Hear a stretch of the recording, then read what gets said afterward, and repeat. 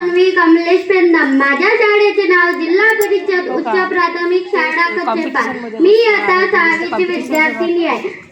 भारत हा कृषी प्रधान देश आहे. आज भारताने उद्योग क्षेत्रात प्रगती जरी केली असली तरी शेती हाच त्यांचा मुख्य व्यवसाय आहे. भारत हा कृषी प्रधान देश आहे. आज भारतात एकूण 80% लोक शेती करतात. तर मी आज शेती हा व्यवसाय फायदेशीर नाही याबद्दल बोलणार आहे. शेतकऱ्यांसाठी त्यांची शेतीच सर्व काही असते. त्यांच्या कुटुंबाचा उदरनिर्वाह आणि अन्य व्यवसाय करणारे व्यापारी शेतकऱ्यांवर अवलंबून असतात. शेतकरी शेतात कष्ट तर करतातच, पण ओला दुष्काळ, कोरडा दुष्काळ, बेमोसमी पाऊस यासारख्या नैसर्गिक संकटाचा त्यांना सामनाही करावा लागतो. त्यामुळे त्यांच्यावर आर्थिक नुकसानाचा फटका बसतो. म्हणूनच शेती हा व्यवसाय फायदेशीर नाही. स्वातंत्र्योत्तर काळात शेती करण्यासाठी काही सोयी सवलती काढण्यात आली, धरणे बांधण्यात आली, कालवे काढण्यात आली. त्यामुळे शेतीचा विकास झाला व हरित क्रांती झाली. आज आपण अन्नधान्याच्या बाबतीत स्वयंपूर्ण आहोत, पण तेही शेतीपुढील शेतकऱ्यापुढील आव्हाने संपली नाहीत. नित्य नवी आव्हाने त्यांच्या पुढे असतात.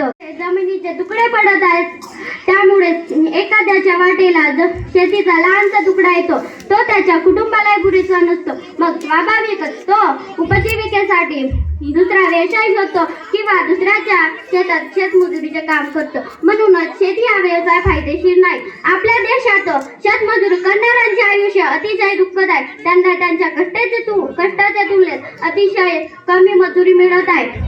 शेतीचे काम संपले की त्यांच्या वाटेला येतो बेकारी. म्हणूनच शेती हा व्यवसाय फायदेशीर नाही. लहान शेत असल्यामुळे त्याच्यावर काही प्रयोग करता येत नाही व सतत एकच पीक घेतल्यामुळे शेती नापीक बनते. म्हणूनच शेती हा व्यवसाय फायदेशीर नाही. बदलत्या युगाच्या जगात शेतीवर वेगवेगळे प्रयोग चालू आहेत.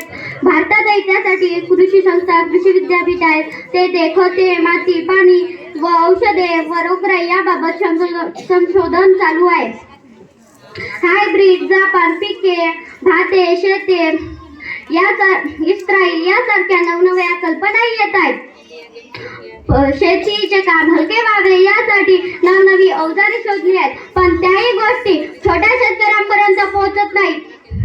ते जुन्याच पद्धतीने शेती करत राहतात. शेतकऱ्यांसाठी दिलेल्या गेल्याही सवलती त्यांच्यापर्यंत पोहोचत नाही. मग ते कर्जाच्या विरोधात अडकतात व शेवटी आत्महत्याचा पर्याय निवडतात. म्हणूनच शेती हा व्यवसाय फायदेशीर नाही.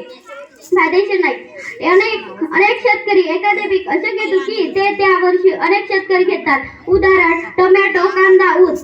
त्यामुळे त्यांना भाव येत नाही. पुष्कळदा शेती करणाऱ्या शेतकऱ्यांपेक्षा मधला दलाल जास्त पैसे मिळवतो.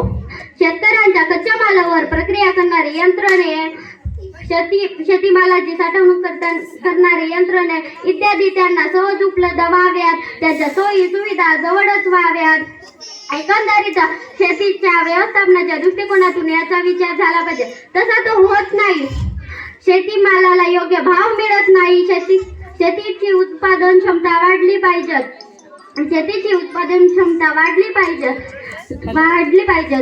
खत, पाणी व कच्चा माल योग्य प्रमाणात व योग्य भावात मिळाला हवा. शेतमालाची